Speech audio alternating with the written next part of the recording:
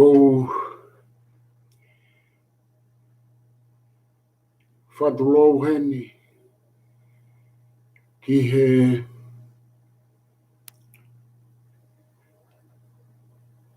olowaha o e hau e whanua pe moeonga apa ki matau ki a matopuaka mo he ki alawaki. Ka mā haa talawhare, haa maafu, pe mo ngahi haa hono kotoa o ku whaatapua. O whaatapu ki e eik paremia, whaitakau toke tā pohiwa tua nitoa, ki e kabineti, ka mā whoki ai sea e whare area, ik no pere, whawhanua, ka mā e whare a hoiki pe bihe ki kau whawhonga e kakai. Ai kau taki lotu, ai kau taki, ngai kupu whi kau ake o e whonua, e bihe ki he tonga kotoa be, o mo mea mai, mei tonga, e bihe whoki ki mori, ngai whanua keke. Ka tā ke whakahoko atu ai tu whunga whanua alo au. E moha polo kalama fo o koe konga ua ki eni ko haui. E moha tala noa. Ai mahu inga. Ai fie mau viviri ke whai hasau pulu. Ai pure angatonga. Pea te watu ai ngahi whai kiki.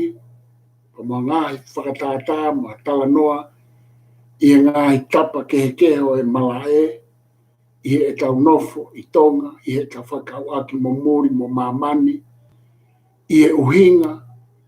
Mahu inga. Ai uhinga. O whai ai ui. Mo i whakaamu. Mo i whie mau.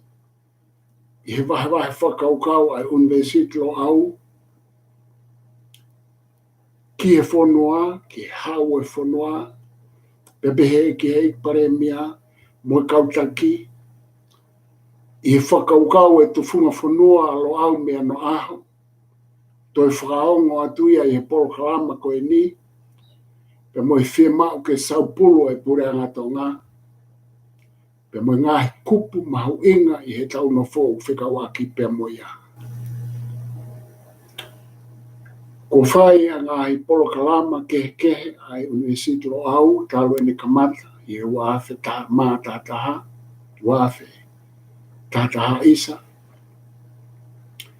Whai mai a ngahi polo kalama ke hanga whawhanua, ngai kawinga kehe. A koe fuafua polo kalama aini, hiki he TV tō ngā, whamawhola he whanua, ke Hawaii. Pea, whakahoko, ngai polo kalama hiki i Etiupi, hange koe ni, i he tohi ata pe koe Facebook a, i ngai kawinga ke whakahako, ngai kawinga ki he COVID i taha iwa, kawinga ki ngai mea hoko whikawak moe, ngai kawinga i tokoni o whai e Mesitlo au, ngai tapa keke, mea ke whai toko na tapu, mau whotu ai, kau taha koe mana Pasifika whanau, network i Kempelani, mau ngā oe atu ki ai ki tokoni ang nau tōru e Plinsone. Ngai whai hia, mo whai toko na tapu i Australia mo Kempelani. Lo tonga koe ne COVID taha i wā, o kou whihia ai heni, mo kaulo au, mau pehe ki he mau. Chancellor ke Purelahi, Professor Enoch Fotuakau, ka mā haukohalu se ane tuita laftani, ke maulawa ki tonga, ki ngai polo kalama hanga maheni, i he lui maananga koia headquarter pa koe ulu, maananga headquarter pa koe ulu ngā au e koia, office ngā au e lo au i pahu e apiko lo kupo. Mau whihia ai heni Kempelani, koe tā i wā peheni utotonu ke mau i tonga, whai e whatongia koe aki, whanua, koe ke maulawa, te kai ke mahino. Ko whetai me ke maulawa ai ke mau ki tonga, mahala peta to lava ke mau hawhai tō. Lava ke toi maluangi ke whonua, pe malu ke mamui ke whai whatungia whai. Ka ia taimi koe ni, tau e whoki malo lo mai ki kentalani. Pea, lere mai he fwoi tai wā mai wā i tā koe ni, hono mui e ngā hi mea hoko i tonga. Pea, kua ai ho haa make.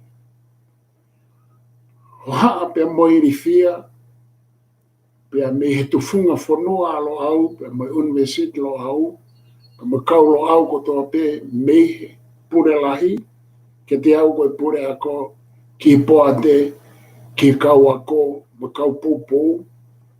Ai mau hau haa lahi au pito, ke ngā hi mea o ku hoko, tupunga, ko mawhai pure, mo ngahi whakatūtū, mo ngahi matawaiwai whakalao, whakai nofo, i he whekau aki ai temo kārati hono ngahi whakaukau, mo ko nistu tone, i he ne whekau aki pia mo e anga e whanua, mo e nofo whaso seare e whanua, i he ne whekau aki pia mo e ngahi kaweinga whakamōlare, whakaikonomika, whakae mo ui lelei,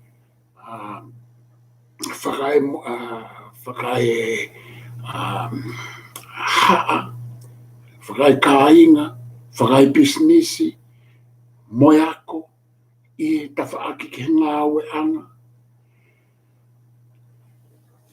Pea ku whai ai hoha a. O uhinga ai kaweinga koe ni o ko kamata talanoa ke ai he konga uaki koe ni. Pea mei he tufunga whanua alo au. Lo au, tufunga whanua alo au. Fie mau viviri, pe koe fie mau e saupulu ke he pure angatonga.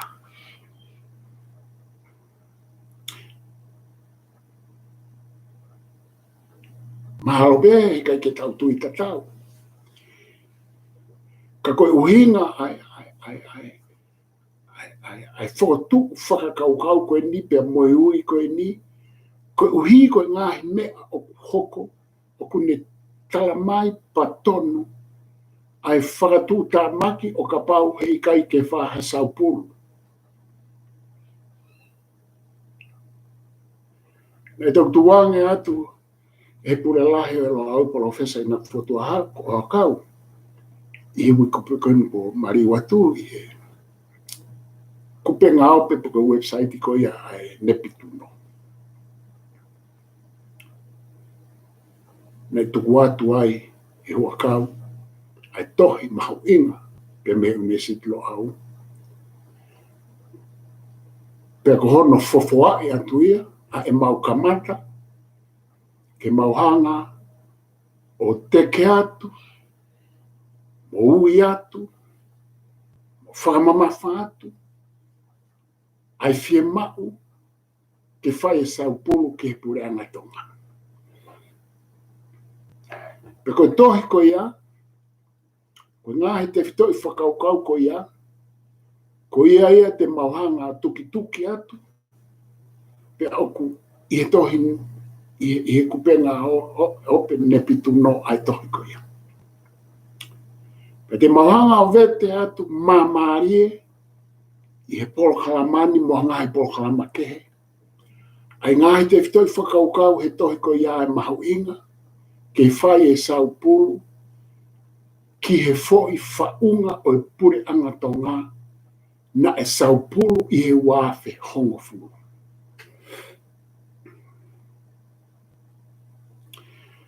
O kui kai ke toi ai hakupu i he whanua te nauhanga, o whai ai lea whewheka mo e lea lahi fuoloa mo hono whangai ai foi.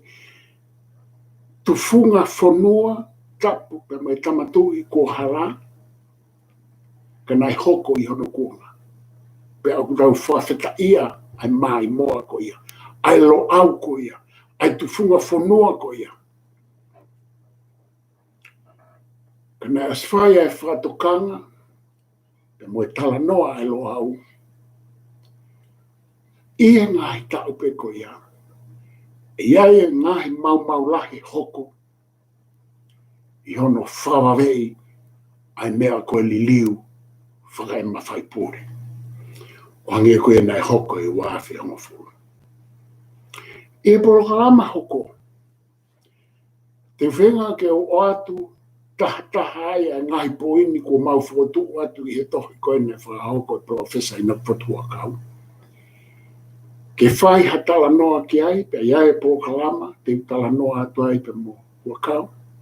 Ke mau kamata, i he poro kalama koe ni, me he tufunga whanua alo au, ai ui atu, mono vete mamari atu, ai uhinga lelei. O mau kau kawe ia, whia mau ke whai e sau pulu, mo e toi wakai, ai whanua, ai pure anga, aene a fio, pia mo e whatahato koni, ki he foi whakatutu, na e whai taimi nou, pia lahi a hono ngahi mata mama, whakatu kamake whanua mehe wāwhi hongo furu nai i kai ke lava. Pea oku kau kamata rewa, hange koe tohi ko tuku atu e huakau, ke tau mātā he ahoni, mamata tonu, mata here uhila pea whakapapa ui, ai haa o ikai ke tau hanga o whai ai hono whaka osi. Mono tāpuni lelei, ai ngahi mea nei whahauka e wāwhi hongo furu, pea moi ngahi mea na e tōno no, pea ko asi mai ahono o la i he ahoni. Kau atu ai taladoa koe ni. Me he, taimi koe ni nai hoko ai fo i tufunga whonua. Pe koe fo i saupulu whaka mawhai pūre koe he wāwhi hongo furu. Kamata mai whoki mei mua. E tō whorofora e tamatu i tupo nima he wāwhi māwalu, kamata mai rewa ngā we. Pea nai kau mai whoki ai fo i tūtu konu ko alofa i ngahi uhinga. I he wāwhi mā o no ia. Kai whai mai whoki i he wāwhi māwalu, tau whorofora e tamatui, tupo ni mā pea whahauko rewa i wāwhi hongo furu. Pea whakahoko i fo i waha taimi me wāwhi māwalu ke wāwhi hongo furu. Pea me atu ai e mautohi i he mau mai koe ngahi submissions ke whakahu i he fo i hau koe ke wāwhi hongo furu. Pea nā ko hanga reo whahu atu ai e ku ngahi whamatala fo tu whakaukau ke liliu e ua. Whahua lewa e profesa neka whatua kau, me he lo au research society whatotolo ne lo au te kai ke whakatu ai university lo au, porque lo au investia he wāwhi tata. Aia mau kei lo au research o ta kauta whatotolo ai lo au. Pena e whakahua lewa ia, inoke, wakau ai profesa inoko wakau ai foi fotu whakaukau e tā. Whahua atu e profesa Agustina Mahina foi fotu whakaukau e tā. Aia koe whaai, ta kaha matama koe, ua. Pena e osko ia pana mau te hangarewa whao e foi ripo o tipeia ai lo au Research Society e lo au whatotoro. E mau hanga o ki analyze oi fo mo whakanga ai vai anga fo i ripoti koe nei whai e komiti koe ai tūpere hake, tapu moia, o ruwaru ko ne pekia, pia mo toke tā Stephen Halapua. Whaurewa e mautore fo i ripoti lahi ai. Hulu i ai mo matawai vai o fo i fotu. Hulu i ai me ngai whakaukau, me mautau tapa ke tamatu i, ko uhinga koe malo ai whunua, mo e whaunga mo ngai te whakaukau e tau atai nā mo e te mokalatiko o si whakatoka i loto tau me tau whahautu poraki. E tokanga makehe ki ai alo au, e mau tokanga makehe ki tua kere kere, ma motoranga ma ke whaunga whasosere i foi ripoti koe. Ko ripoti la hia, na mau whaauia me toh hia i no whatua kau, pea o atu ia i he wafe mawhitu, pe koe wafe, pe koe ose wafe mawalu, koe ke ukungao e au i a tau e tai mini kai ke. Na whanonga lewa ai no whatua kau mo foi ripoti, pea koe mau whakaukau, koe foi ripoti taha pe. Koe foi tatau koe nai watu, koe ke lawa ia fotokopi, koe mau wha amu, ke afio pe ke ai e tamatu ipe, o kai ke toe fau ia ke hataha, pe koe kai toe lawa ia e hataha lau, pe koe ke toe lawa ia e hataha fotokopi, koe ke lawa pepa koe a fotokopi. Ke malu, ke lawa ke au take foi whakaukau mo ngahi, te fitoi wakai me e loau se society metik mautolu ke tōku pe o e tamatu. Pena e whaingata, ne kei ke tāri he, ke tāri office paremia, ke tāri he, ke hanga tonu e ai foi ripoti ke tamatui. Kei ke tāri e i he ngahi, au ke office parasi, office paremia, i he ngahi, ba a kotoa e pure hangake, ke lava ke pai pas, ke oua e sio pe lau ataka, whaata pe ke hua inoke, o ave foi ripoti ke tamatui.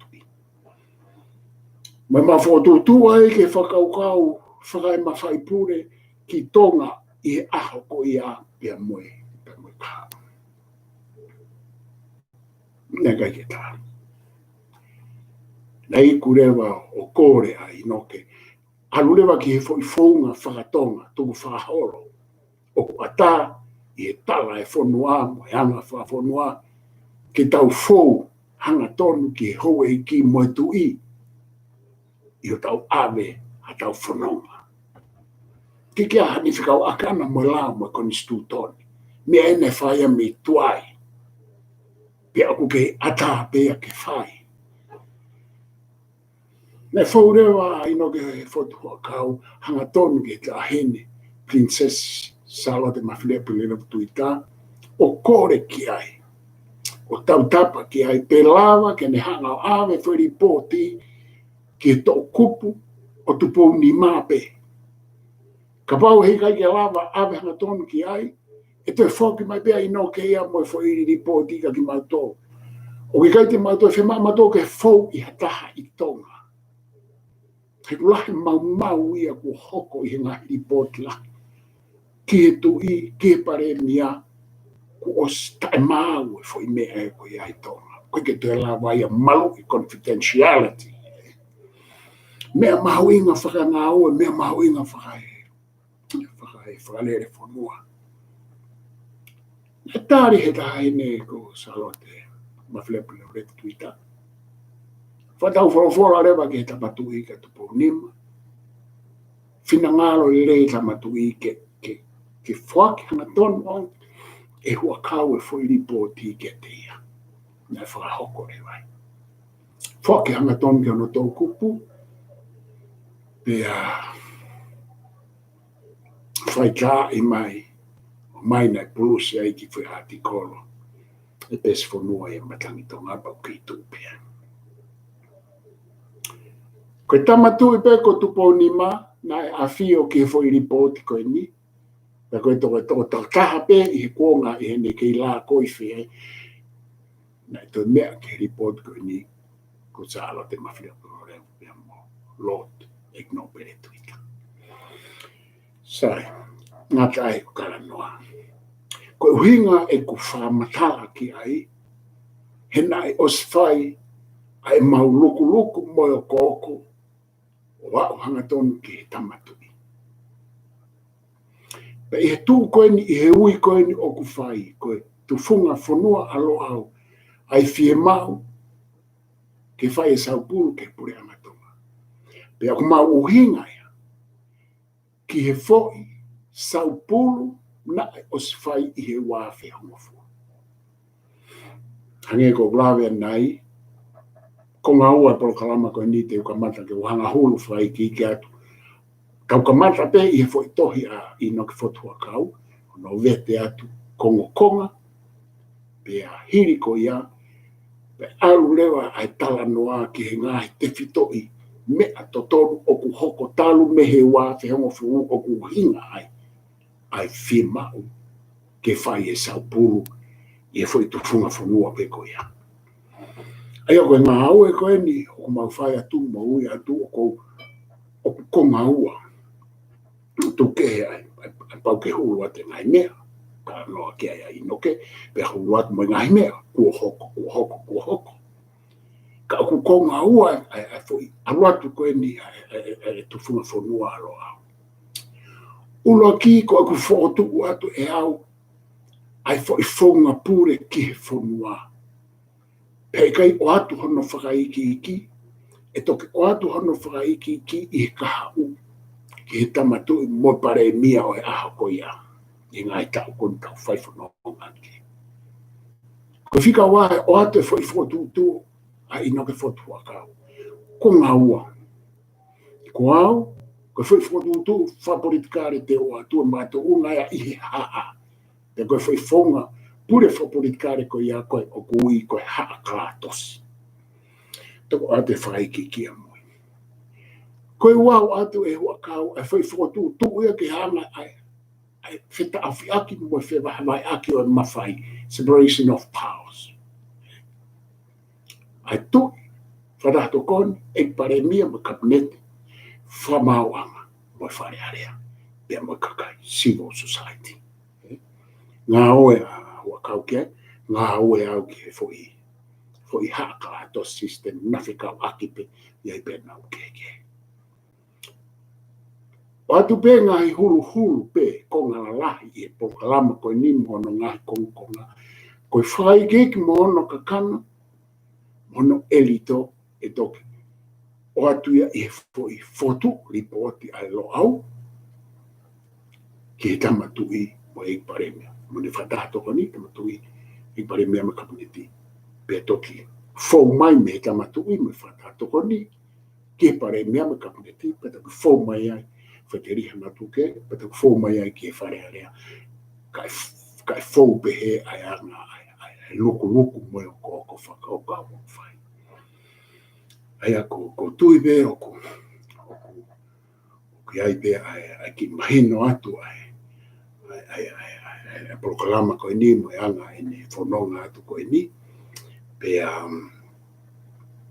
ki mua ke a whanga tuku ki whaosi ko fie lawe ki hingoa ko tufunga fonua alo au pe mo le a ko saupulu ai i ka venga ko ni o tau fo i video ko ni ko tufunga fonua alo au ko tufunga fonua ko hingoa whakatenetene ia na e oange ia ki alo au i uraki lo au whafufua ke senturi hongo fulu e tu i te ngā momo mo tu i tātui ki alo au tonga fusfonu isa lo au taputoka mo lo au tonga fusfonu mo lo au ki mua e kamata ai hu mai a lo au pena oange rewa ai hingoa ko ia tufunga fonua he koe uhinga koe whahinga whakaukau whalei whatongia na oange ki he kaulo au ki halo au